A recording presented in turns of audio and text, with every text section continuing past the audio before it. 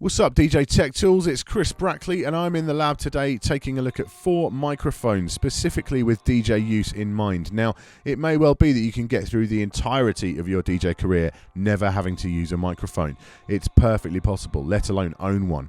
But these days, if you're a massive EDM star rocking the main stage at Ultra, there's a good chance you want to get on that mic and get the crowd a bit hyped. If you're an old school hip hop DJ, you're going to want to do a bit of call and response, stuff like that. And if you're a mobile DJ, you are definitely going to need to announce that that buffet is now available. So it's worth taking a look at 4 options on the market. They're all kind of similar in many respects. They're all wired mics. We're not looking at any wireless stuff here.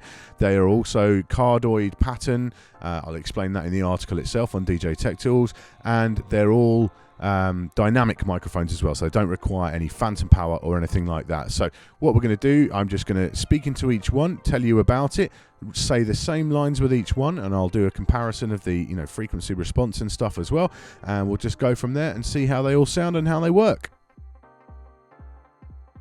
First up, we have the Sennheiser E840. Now, I did actually want to get an E835S to test out from Sennheiser, but they didn't have a review unit to send me.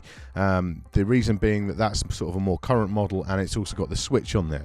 But, this one is basically exactly the same mic, slightly higher frequency response in the very top end, but nothing dramatic, and Sennheiser have assured me that sound quality wise the two are very, very similar. So it's a nice construction. It's nice and weighty and a good feel to it. It's got this sort of flat top on there, which I kind of like, and yeah, all round just feels like a quality bit of kit. It comes with the microphone stand clip in there, and comes with the pencil case kind of thing, which you'll get familiar with as we go through these mics. But all in all, yeah, pretty good. It's a street price for this and the 835S around about the $99 mark, so they're kind of at the top end of our 4 microphones that we're looking at. But overall, yeah, I mean, the sound quality test will have to prove its worth, but it certainly feels like a very good microphone.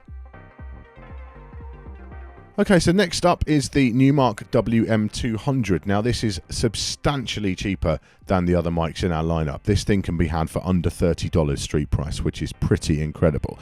It feels a bit lighter than the others that we've got. It doesn't feel quite so hefty in the hand, and handling noise is present, unfortunately, a little bit. You can kind of hear that if I tap away on the mic and so on. So you have to be a little bit more careful with it. There is also a bit of noise in the switch as well.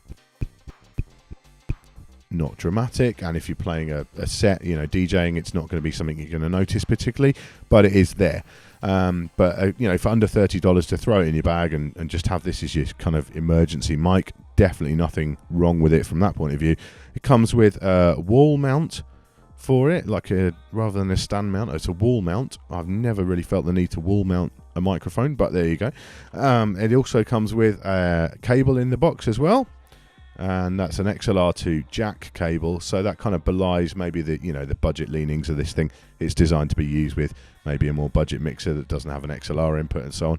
So it is all round a budget mic, but to have, again, like a plastic case as well, it comes with to keep your mic in and keep it safe. It's amazing value, really, and can't be beaten. Obviously, sound quality is pretty good, but yeah, that handling noise, maybe I'd want to spend a little bit more to get rid of that if I was going to be using this on a regular basis. Our third mic we're looking at is the Audio-Technica Pro 41. Now, this thing is kind of still on the budget end of things. Street price in the US is around about $50, so it's a little bit more than the Numark, but not dramatically so, and quite a bit cheaper than the AKG and the Sennheiser. So it's a pretty classic, old school, round top design. Nothing wrong with that at all. Nice, classy black look all round. You can hear maybe there is a little bit of handling noise when you touch it. Nothing, again, that you're going to notice too much in a DJ set, but it is there and it's worth noting nonetheless. Same thing with the switch, really.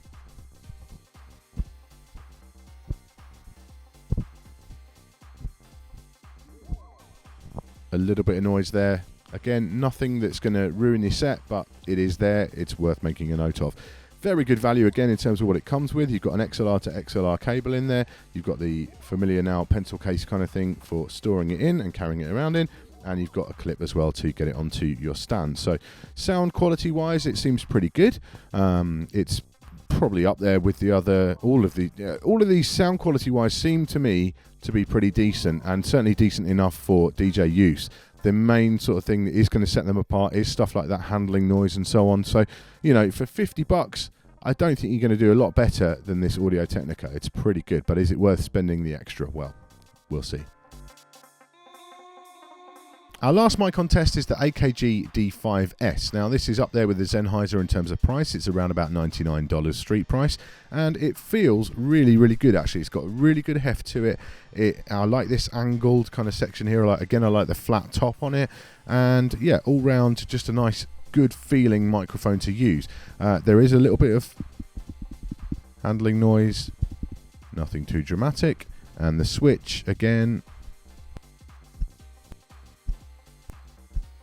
it's there, you know, it is a sound you can hear, but not too bad. And yeah, it comes with a clip in there for your stand, and comes with a good old pencil case thing as well. So all in all, yeah, very, very nice feeling mic. Whether that makes it worth the extra over the others, I don't know. What we're going to do now is the sound check. So I'm going to basically do the same nursery rhyme with each of the 4 microphones, one after the other, and you can get a better idea of how they sound next to each other. Mary had a little lamb, its fleece was white as snow. Everywhere that Mary went, the lamb was sure to go. Mary had a little lamb, its fleece was white as snow. Everywhere that Mary went, the lamb was sure to go. Mary had a little lamb, its fleece was white as snow. Everywhere that Mary went, the lamb was sure to go. Mary had a little lamb, its fleece was white as snow. Everywhere that Mary went, the lamb was sure to go.